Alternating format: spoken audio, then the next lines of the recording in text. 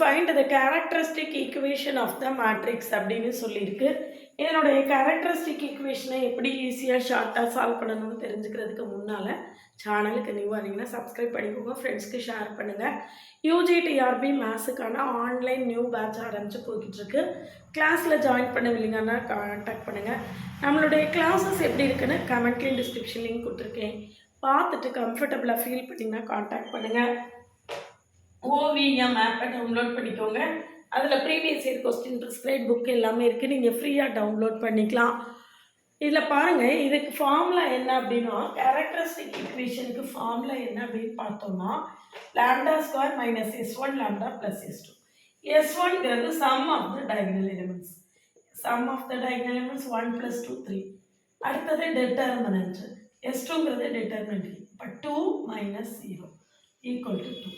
அப்போ ஈக்குவேஷன் என்னன்னு பாருங்கள், lambda square minus 3 lambda plus 2 is equal to c.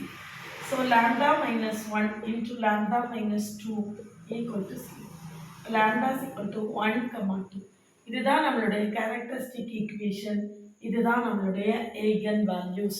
இந்த மாதிரி ஷார்ட்டாக ஈஸியாக ப்ராப்ளம் சால்வ் பண்ண தெரிஞ்சுக்கிறதுக்கு சேனலை சப்ஸ்கிரைப் பண்ணிக்கோங்க. யூஜிடிஆர்பி மேத்ஸுக்கான ஆன்லைன் பேட்சில் ஜாயின் பண்ணவில்லைங்கன்னா கான்டாக்ட் பண்ணுங்கள். பிஜிடிஆர்பி மேத்ஸ் இப்படி அன்எக்ஸ்பெக்டடாக வச்சு நிறையா ப்ரிப்பேர் பண்ண முடியாமல் ஷார்ட் பீரியடில் கஷ்டப்பட்டாங்க. அந்த மாதிரி ஒரு சுச்சுவேஷனை க்ரியேட் பண்ணாதீங்க.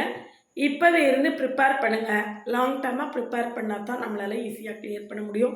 போர்ஷன் அந்த அளவுக்கு இருக்குது, நிறையா படிக்கணும். அப்போ இப்போ இருந்து உங்களுடைய ப்ரிப்ரேஷனை ஸ்டார்ட் பண்ணுங்கள், டைமை வேஸ்ட் பண்ணாங்க.